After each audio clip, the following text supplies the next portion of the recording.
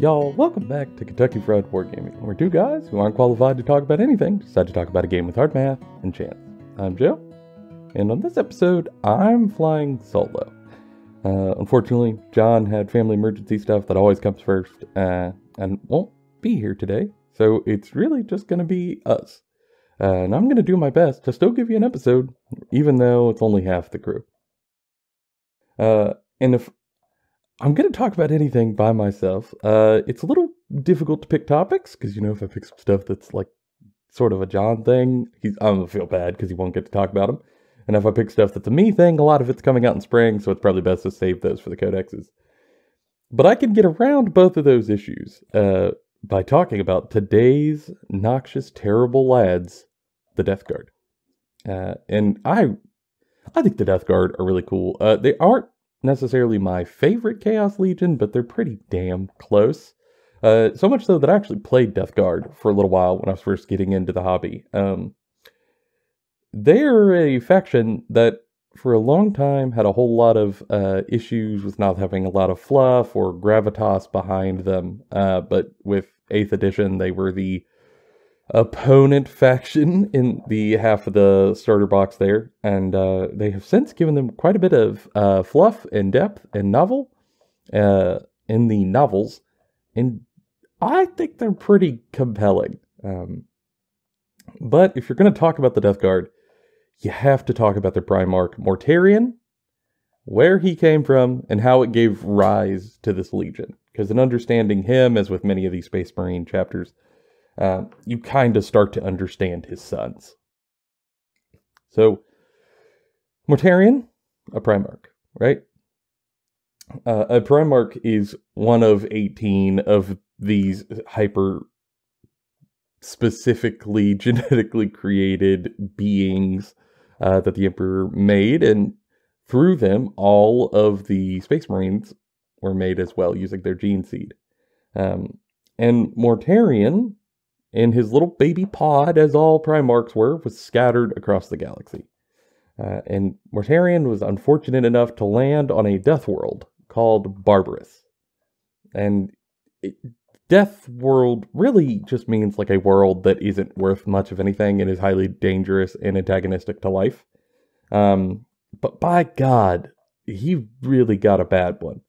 The planet itself was covered in horrific, noxious fog that made everyone sick who was there, and the only places humans could actually survive, and these very short, brutal, terrible lives, were in the valleys and pits of this planet, sort of way, way, way down low. And up on top of the mountain, as you got higher, things got more toxic.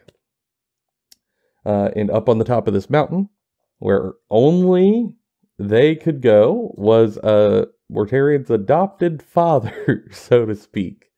What we now know is a chaos sorcerer, but he is a highly powerful psychic who could withstand the plagues that he infected the air with.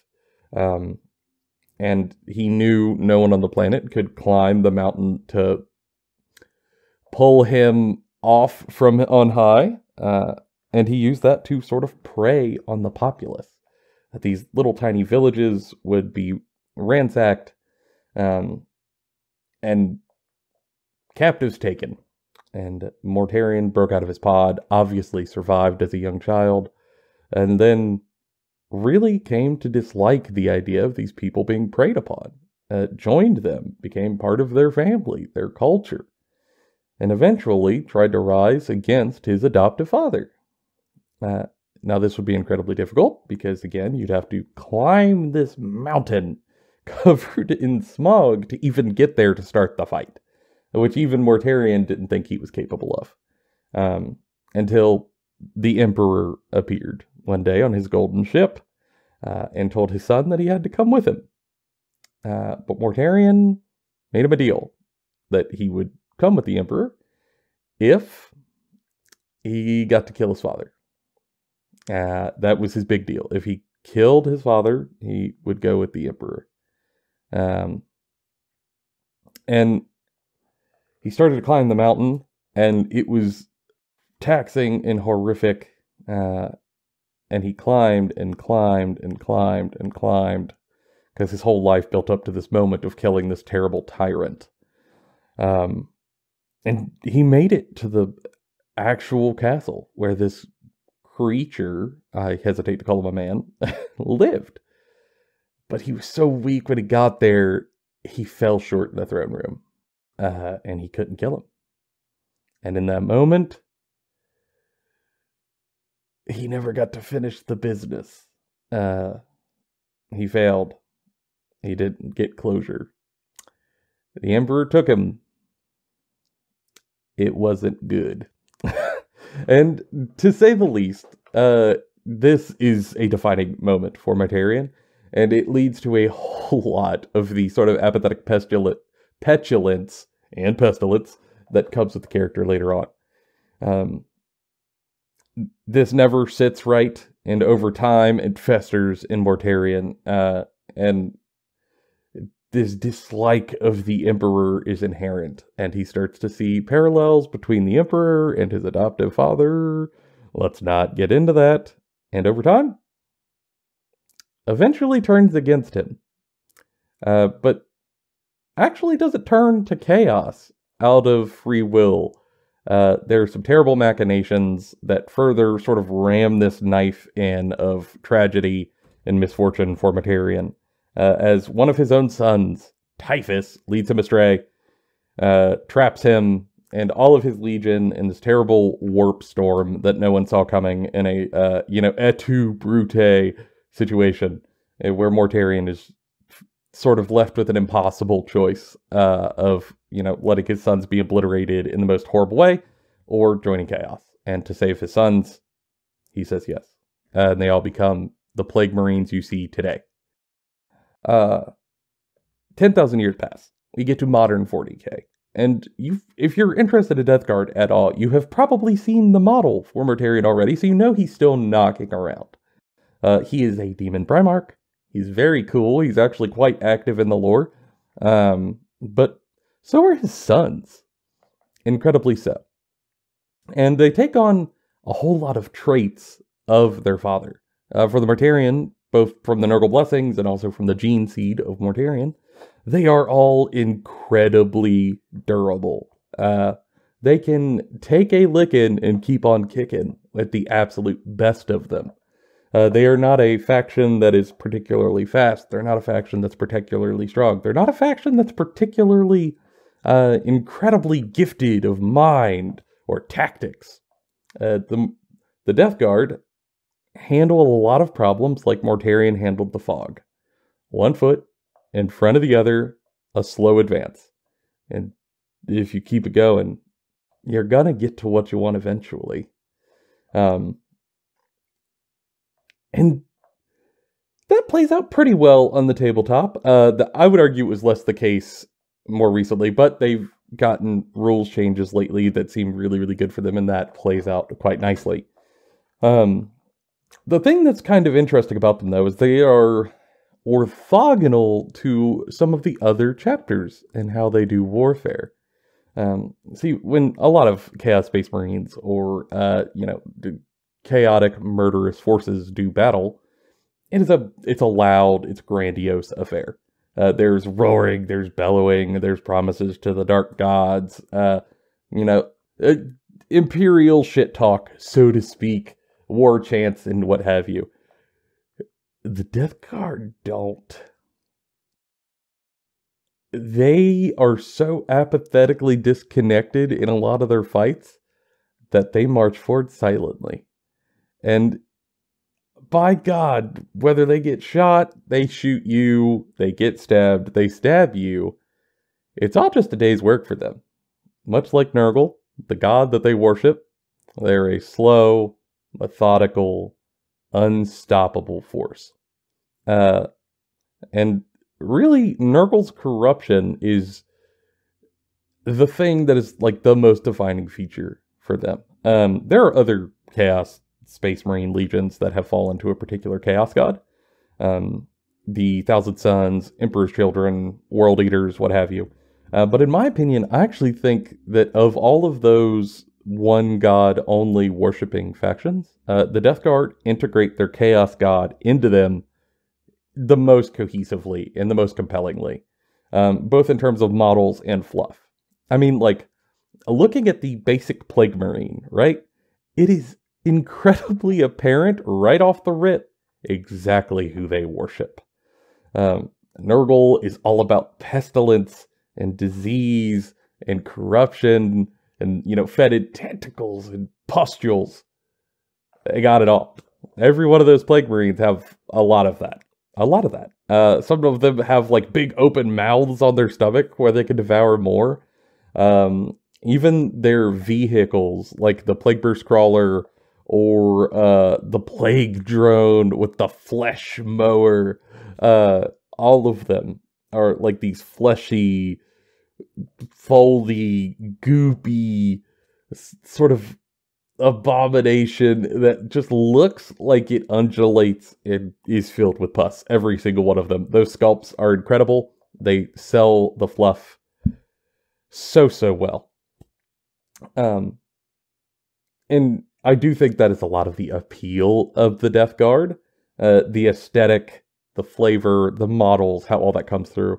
But honestly, I've also kind of come to enjoy them more and more for their actual lore. There's a novel out there I highly recommend if you are interested in Deathguard called The Lords of Silence. And you get to see them out in the galaxy doing the good work of Nurgle. The Deathguard themselves believe, as Nurgle believes, that everything in the galaxy is nothing but a vessel for life and the cycle of life and death that is inevitable for everyone. And that to get life, sometimes there has to be death. For example, from the death of one human, you could get trillions and trillions of bacterial lives, little tiny single-celled or just, a handful of cell organisms that will bloom from that corpse. And for them, that's a net win. I would disagree if I'm the corpse, but it's all perspective. And that sort of trading up cycle of something dies, it brings more life. Some of those things die, it brings even more life in a way to cause the galaxy to bloom in this fetid, fecund blossom of chaos corruption is the driving force for a lot of these Deathguard. Some of them are so actually enthralled by this idea that they're jolly. Downright jolly. It's a little unsettling, to be honest. If I was being attacked by the Deathguard, I would prefer they were silent and just stood there rather than tried to give me happy, joyous assurances that all will be fine. If anything, from their terrible, terrible bodies, it only makes them more horrific as a faction. And if that flavor is something you're into, I highly recommend the Deathguard. The novels sell them better and better. Of course, Lords of Silence, I can't recommend it enough for Deathguard players. There's some great characters there that I want to talk about, but I don't want to spoil any cool things for you. I feel like it's a faction that has been underserved, and that is becoming less the case. They have their Primarch in the setting. He's going toe-to-toe with Rabute Gilliman. There's a whole trilogy with him at the front going tit for tat, trying to corrupt the system of Ultramar. And now that the Eye of Terror is open and has rent the galaxy up, the Deathguard are front and center. They're grabbing for ground. They're corrupting planets, water supplies, air, transportation vectors. It doesn't matter. Any of it's good for them.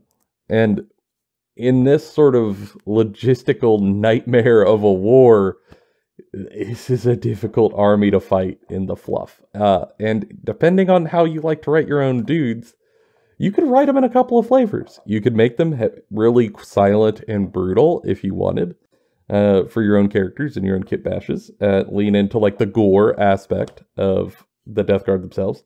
You could make them straight up, a little more straight-laced. They're silent, they're effective, they're ponderous. And then you could kind of go with the GW route, or you could make them a little goofy. Really make them look laughably joyous. Give them some fun kit bashes. I recommend putting Nurglings on everything, or as they call them in the books, the Little Lords. God, I love Nurglings. And you could put them all over your models. And with those differences in kit bash or paint types, you could get different vibes out of a force. And for me, from an army perspective, I think it is also one of the strengths of Deathguard. Not only do they have cool fluff in terms of their models looking right, not only do they now have some cool novels that actually give you some some compelling character reasons to be here and in the galaxy. But also, just from a hobby perspective, you've got some different directions you could run in for tone. And also, models themselves. You got some foot troops, you got some heavy terminators, you got some vehicles, you got some demons, you got some demon vehicles to mix it up, and you got a Primarch model as a great centerpiece. Just like from all perspectives, I think Deathguard runs on all cylinders. And as a faction, I cannot recommend them enough. Especially if you are learning to paint. They're pretty forgiving from a hobby aspect, because if you mess something up, you make it grimy, you splash over some paint on another part of a Nurgling model, you just muddy them up, and that's fine. You turn your frown upside down, you don't even have to worry about it. Which I think is part of what makes them so easy to pick up, is they're just less intimidating to hobby on in general. And I think that's always a good thing. Now, hopefully, we get John back soon. But now that we've done one of these Chaos Warbands, I have a feeling we're going to be talking about some other ones in the near future. Maybe try to time out some of these for when they get a codex, but maybe we could talk about stuff like Emperor's Children, or break into maybe the Black Legion, and really try to see what some of these other Chaos Forces are about. I think they seem a little more one note than they actually are, and I like these moments to just pump the brakes, talk about why a particular faction is cool, and maybe pitch it to you and let you know if it's an idea that might work for you. We'll be working on more over here. For now, though, it's been all of our opinions, Bonafide and Kentucky Flag. We'll see y'all in the next one.